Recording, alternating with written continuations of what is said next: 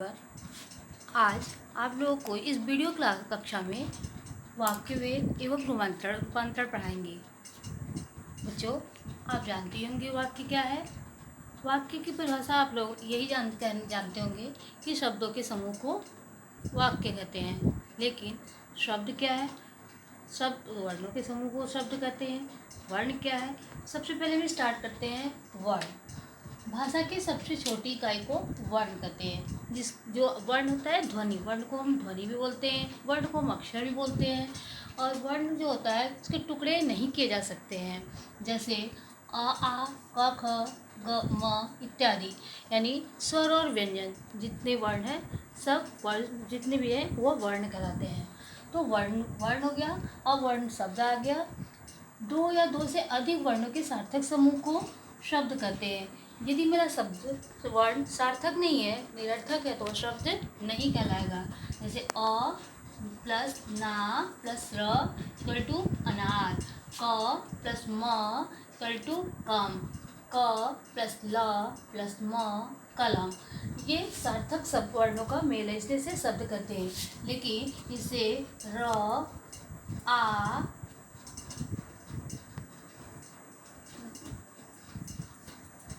ना ये कहेंगे तो ये कोई शब्द नहीं हुआ, ये शब्द नहीं है, क्योंकि ये निरर्थक शब्दों का जोड़ है, इसलिए ये शब्द नहीं कहलाता है।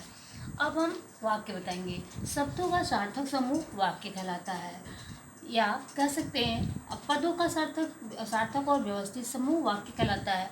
अब आप पूछेंगे पद क्या है? तो पद हुआ है वही शब्द जो वाक्य में प्रयोग हो जाता है वह पद कहलाने लगता है। जैसे लड़का एक सार्थक स्वतंत्र शब्द है। लेकिन अगर हम उसको लड़के मैदान में खेल रहे हैं या लड़का मैदान में खेल रहा है ये कह देंगे तो हर शब्द जो होता है वो पद कहलाने लगता है। जैसे लड़के मैदान में खेल रहे हैं, तो यहाँ पे क्या है? ये व्यवस्थित है। व्यवस्थित रूप मतलब हिंदी में इसका पदक्रम होता है कर्ता क्रिया फिर कर्म, इसलिए व्यवस्थित रूप है। लेकिन अगर हम खेल मैदान लड़के में रहे ये लिखते हैं तो ये शब्द तो पद में, शब्द जो है पद के रूप में तो आ गया, लेकिन यह अव्यवस्थित होने के कारण वाक्य नहीं कहलाया। इसलिए व्यवस्थित समूह, पदों के व्यवस्थित समूह को वाक्य कहते हैं। यानी पदों का होना आवश्यक नहीं है, बल्कि पदों का व्यवस्थित होना आवश्यक है। अतः केवल पदों से ही वाक्य नहीं बनते, बल्कि उनका व्यवस्थित क्रम भी आवश्यक होता है। अब आए पद। जो शब्द वाक्य में व्याकरणिक नियमों में बंध जाते हैं, व्याकरणिक नियम जो व्याकरण के नियमों से बंधे होते हैं, यानी वाक्य के लिए शब्द जो होता है सार्थक होना चाहिए, समीपता होना चाहिए, योग्य होना चाहिए एवं उसका पदक्रम अवश्य होना चाहिए, तो वह पद कहलाते हैं। अब शब्द और पद में अंतर। शब्द क्या होता है? स्वतंत्र होता है, जबकि पद वाक्य में बंधे होते हैं। शब्द को हम शब्दकोश में देखा जा सकता है, देख सकते हैं। शब्द को शब्दकोश में देखा जा सकता है, यानी डिक्शनरी में उसको देख सकते हैं, उसके अर्थ को ढूंढ सकते हैं। लेकिन पद को नहीं, यानी एक पद वही है जो वाक्य में बंधा है, इसलिए पूरे वाक्य का हमको अर्थ कहीं शब्दकोश या डिक्शनरी में नहीं मिलेगा। जैसे राम शब्द है और राम एक लड़का है, यहाँ राम इस पंक्ति में राम एक लड़का सभी है, ये चारों शब्द जो है वो पद कहलाने लगेंगे। अब वाक्य के अंग। बच्चों, जैसे मनुष्य के अंग कई होते हैं, हाथ पैर नाक मुंह इत्यादि, और उसके मनुष्य के प्रकार अलग होते हैं, जैसे ईमानदारी बेईमानी चोरी या मोटा पतला, ये मनुष्य के प्रकार। उसी तरह वाक्य के अंग है। वाक्य के दो अंग होते हैं, उद्देश्य और विधेय। उद्देश्य यानी कर्ता जो काम करता है, वाक्य में जिसके बारे में बताया जाता है उसे उद्देश्य कहते हैं। जैसे गौरव खेलता है, अब किसके बारे में बताया गया है? कौन खेल रहा है? गौरव खेल रहा है, इसलिए गौरव यहाँ क्या हो गया? उद्देश्य हो गया। दूसरा उदाहरण, कपिल देव महान क्रिकेट खिलाड़ी थे, किसके बारे में बताया गया है? कपिल देव के बारे में। और क्या बताया गया कि कपिल देव क्रिकेट खिलाड़ी थे, इसलिए कपिल देव के बारे में बताया जा रहा है, तो कपिल देव भी यहाँ पे क्या हो जाएंगे? उद्देश्य हो जाएंगे। विधेय में कर्म और क्रिया आता है। विधेय में कर्ता का कर्म और क्रिया आता है। उद्देश्य के बारे में जो कुछ कहा जाए उसे विधेय कहते हैं। जैसे उपरोक्त वाक्य में कपिल देव एक महान क्रिकेट खिलाड़ी थे।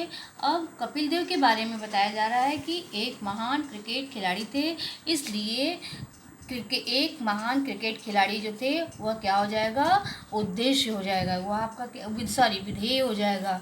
उसी तरह गौरव खेलता है तो आपका क्या हो जाएगा, विधेय हो जाएगा। अब हम वाक्य के भेद पढ़ाएंगे। क्लास 10th में वाक्य के सिलेबस में वाक्य के भेद में केवल रचना के आधार पे ही पढ़ाया कोर्स में है, इसलिए केवल हम यहाँ रचना के आधार पे ही फोकस करेंगे। वैसे वाक्य के भेद दो आधारों के आते हैं, पहला अर्थ के आधार पे और दूसरा रचना के आधार पे। तो रचना अर्थ के आधार पे 8 प्रकार के हैं जो आपके कोर पाठ्यक्रम में नहीं है, इसलिए मैं उसको नहीं बताना चाहूँगी। इसलिए अब आएंगे हम रचना के आधार पर भेद। रचना के आधार पे 3 भेद है उसके।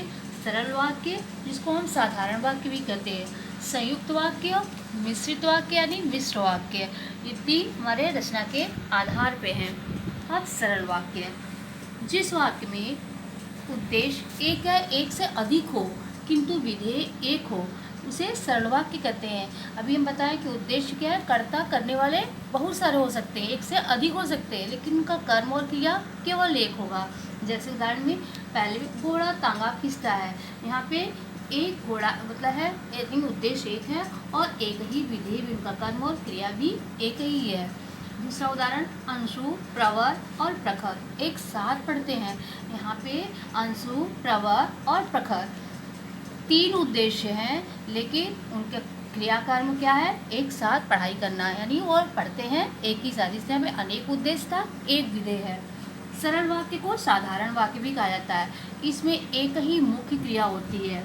जैसे अध्यापक पढ़ाकर चले गए, यहाँ 2 क्रिया हो रही है किंतु मुख्य क्रिया चले गए, मतलब एक क्रिया पढ़ाकर है और दूसरा चले गए, लेकिन यहाँ पे मुख्य क्रिया क्या है, चले गए, इसलिए इस क्रिया को यहाँ पे पढ़ाकर की किया गया है। कब पढ़ाकर चले गए ये नहीं पता, वो चले गए, उनका काम है, उनका क्रिया क्या है, चले गए, इसलिए मुख्य सरल वाक्य में एक ही क्रिया। संयुक्त वाक्य, जिन वाक्य में 2 या 2 से अधिक स्वतंत्र उपवाक्य होते हैं। उपवाक्य क्या है, उपवाक्य मतलब वाक्य का छोटा छोटा टुकड़ा होता है, इसलिए उसे उपवाक्य कहते हैं, और किसी समुच्चय बोधक अव्यय से जुड़े होते हैं। अव्यय होता है जो लिंग, वचन और कारक में नहीं बदलता है। समुच्चय मतलब होता है योजक शब्द जो होते हैं, जैसे और, जिसको आप लोग इंग्लिश में कंजक्शन कहते हैं, उस शब्द से जुड़े होते हैं। जैसे संयुक्त वाक्य 2 उपवाक्य है, एक उपवाक्य ये, एक उपवाक्य, इन दोनों को जोड़ रहा है एक समुच्चय बोधक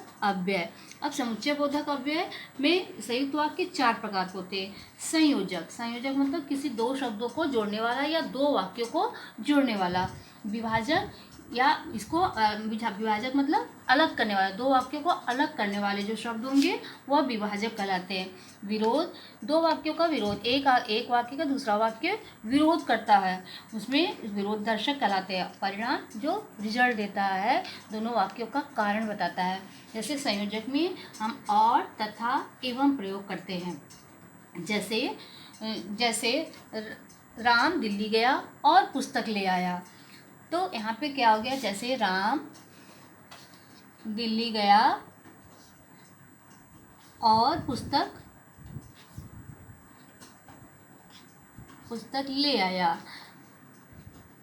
अब यहाँ पे 2 उपवाक्य है, एक राम दिल्ली गया और एक पुस्तक ले आया, लेकिन दोनों को कौन जोड़ रहा है, और जोड़ रहा है। अब ये दोनों वाक्य स्वतंत्र हैं, स्वतंत्र मतलब दोनों वाक्य अपने आप में अर्थ दे रहे हैं, इसलिए स्वतंत्र वाक्य भी कहलाते हैं। ऐसा कि जो संयुक्त वाक्य, दोनों उपवाक्य जो होते हैं स्वतंत्र होते हैं, उनको केवल एक योजक जोड़ देता है। विभाजक, जैसे आप आराम करेंगे या खाना खाएंगे।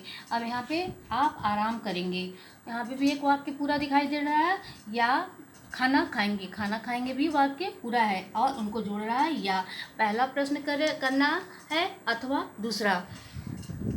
तीसरा विरोध मतलब विरोध करना, जिसको हम लोग इंग्लिश में बोलते हैं बट से करते हैं, और विभाजक का और से करते हैं, और ये एंड से। तो विरोध होता है, जैसे मैं घूमने जाने वाला था किंतु पिताजी मना कर दिए। यहाँ पे हमारे घूमने का विरोध कौन कर रहा है? पिताजी। इसलिए ये विरोध दर्शक है। परिणाम, मैं बीमार था इसलिए स्कूल नहीं आया। मेरे स्कूल ना आने का कारण क्या था? बीमारी। इसलिए अतः ये जो होता है परिणाम का होता है। मिश्र वाक्य, मिश्र वाक्य को मिश्रित वाक्य भी कहते हैं। जिस वाक्य में एक मुख्य उपवाक्य हो और अन्य उपवाक्य उस पर आश्रित होते हैं उसे मिश्र वाक्य कहते हैं। जैसे जब विपत्ति आए तब धीरज रखो। यहाँ पे दोनों एक वाक्य दूसरे वाक्य से ऊपर आधारित होते हैं। आश्रित मतलब डिपेंड होते हैं। जैसे जब विपत्ति आए, ये वाक्य अधूरा लग रहा है। जब विपत्ति आए मतलब एक जिज्ञासा है कि अभी और क्या होगा, तो यहाँ पे दूसरा उस पर डिपेंड है, तब धीरज रखो। दूसरा है जो व्यक्ति परिश्रमी होता है। जो व्यक्ति परिश्रमी होता है, ये क्या है? जो व्यक्ति परिश्रमी होता है, अभी अधूरा वाक्य लग रहा है, उसका पूरा हुआ है, उसके ऊपर डिपेंड है, उसके लिए कुछ भी कठिन नहीं है। जो व्यक्ति परिश्रमी होता है उसके लिए कुछ भी दुर्लभ नहीं है, उसके लिए कुछ भी कठिन नहीं है। मालिक ने कहा, मालिक ने कहा। अब कहा क्या? क्या कहा? तो उसको इस योजक के द्वारा की डाल के कल छुट्टी रहेगी। यहाँ पे भी दो उपवाक्य होते हैं, लेकिन दोनों उपवाक्य यहाँ पे स्वतंत्र न होकर के एक दूसरे पे आश्रित होते हैं। इनको भी कोई एक योजक ही जोड़ता है, हाँ। और लेकिन वह योजक विशेषण का होता है, संज्ञा का होता है और क्रिया विशेषण का होता है। अब आगे बताते हैं। मिश्र वाक्य में एक प्रधान उपवाक्य तथा एक आश्रित उपवाक्य होते हैं। आश्रित उपवाक्य 3 प्रकार के होते हैं। संज्ञा उपवाक्य, जो उपवाक्य वाक्य में संज्ञा का काम करते हुए संज्ञा उपवाक्य कहलाते हैं। संज्ञा उपवाक्य में संज्ञा उपवाक्य में संज्ञा से पहले की का प्रयोग होता है। जैसे गांधी जी कहते थे कि हिंसा नहीं करना चाहिए। क्या गांधी जी, संज्ञा का काम हो रहा है इसलिए यहाँ पे की जोड़ा गया है। विशेषण उपवाक्य, वाक्य में प्रयुक्त संज्ञा पद की विशेषता बताने वाले विशेषण आश्रित उपवाक्य कहते हैं। जो तोता पिंजड़े में बंद है वह फल खा रहा है। जो तोता, वह तोता, तो उस तोते की विशेषता है कि जो पिंजड़े में बंद है। यहाँ पे विशेषण की ओर संबोधित कर रहा है। विशेषण उपवाक्य में जो, जिसे, जिसने, जिसके इत्यादि योजक प्रयोग किए जाते हैं। क्रिया विशेषण आश्रित उपवाक्य, इस वाक्य में क्रिया के घटित होने का स्थान, रीति, समय एवं परिणाम आदि की सूचना देने वाले क्रिया विशेषण आश्रित उपवाक्य होते हैं। जैसा प्रेमचंद लिखते थे वैसा कोई नहीं लिखता। यहाँ पे उनके लिखने की तरीका बताया गया है, तो यहाँ पे रीतिवाचक का है। क्रिया विशेषण उपवाक्य में जब, जहाँ, जैसे आदि योजक का प्रयोग करते हैं। इस प्रकार मिश्र वाक्य का योजक जो होता है की होता है, जो, जिसे, जिसने, जिसमें, जिसके होता है, जब, जहाँ, जैसे इत्यादि होते हैं। आप इसको देखकर जहाँ ये योजक होगा उसको पहचान लेंगे। अब आपके पक्ष में वाक्य रूपांतरण। वाक्य रूपांतरण क्या होता है? रूपांतरण मतलब परिवर्तन करना या रचना करना, दूसरा वाक्य बना देना। वाक्य रूपांतरण या रचनांतरण से तात्पर्य है एक वाक्य को दूसरे वाक्य में परिवर्तन करना। बच्चों, यहाँ मैं बहुत ज़्यादा एक उदाहरण तो नहीं बता सकती हूँ, लेकिन कुछ उदाहरण द्वारा आपको स्पष्ट कर दे रही हूँ। बाकी हम आपको PDF फाइल में भेज देंगे। और ये आपके कोर्स में इसी तरह का प्रश्न आता है कि निम्नलिखित वाक्य को रचना के आधार पर भेद बताइए। और दूसरा होता है कि वाक्य निर्देशानुसार वाक्य रूपांतरण कीजिए या निर्देशानुसार वाक्य परिवर्तन कीजिए। तो हम थोड़ा थोड़ा एक दो उदाहरण से यहाँ समझाए हैं। इतना उदाहरण संभव नहीं हो सका। जैसे पहला उदाहरण, सरल वाक्य से संयुक्त वाक्य में बदलना। अब सरल वाक्य, माँ ने बच्चों को समझाकर नानी के घर भेजा। यहाँ पे मुख्य क्रिया है नानी के घर भेजना। यहाँ पे भेजना मुख्य क्रिया है। इसमें एक ही मुख्य क्रिया है, माँ कर तो रही है, समझा भी रही है, लेकिन मुख्य क्रिया क्या है? उसको भेजना। इसलिए ये सरल वाक्य है क्योंकि इसमें एक ही वाक्य है। पहले मिलते हैं सरल वाक्य में एक ही वाक्य होता है। और दूसरा है माँ ने बच्चों को समझाया, एक उपवाक्य ये है और योजक हो गया, और नानी के घर भेजा, यहाँ 2 उपवाक्य हो गया। दूसरा है सरल से मिश्र वाक्य या मिश्रित वाक्य में। अब सरल, मैंने अपने मित्र से अपने साथ चलने को कहा। अब यहाँ पे भी एक ही क्रिया है। अब इसका मिश्र वाक्य में होगा, मैंने अपने मित्र से कहा कि मेरे साथ चले। दूसरा है संयुक्त से सरल वाक्य, फूल नीचे गिरा और फूलदान नीचे गिरा और टूट गया। अब यहाँ पे दूसरा सरल में इसको बताएंगे और हटा देंगे, इसको लिखेंगे फूलदान नीचे गिरकर टूट गया। संयुक्त से मिश्र वाक्य, आप गुरुजी से मिलना चाहते हैं इसलिए यहीं रुके। अब इसको हमको लगाना है कि मिश्र वाक्य का योजक लगा के बनाना है। अब जब आप गुरुजी से मिलना चाहते हैं तो यहीं रुके। अब मिश्र से सरल वाक्य, प्रधानमंत्री जहाँ जहाँ गए उनका भव्य स्वागत हुआ। मिश्र वाक्य है ये, जहाँ जहाँ है शब्द योजक देख करके समझ में आ गया। सरल वाक्य में प्रधानमंत्री का हर जगह भव्य स्वागत हुआ।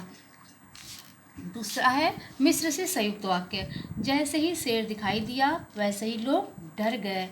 अब यहाँ पे जैसे देख करके समझ में आ गया कि मिश्र वाक्य है। अब इसको हम संयुक्त में जो बदलना है, तो शेर दिखाई दिया और लोग डर गए।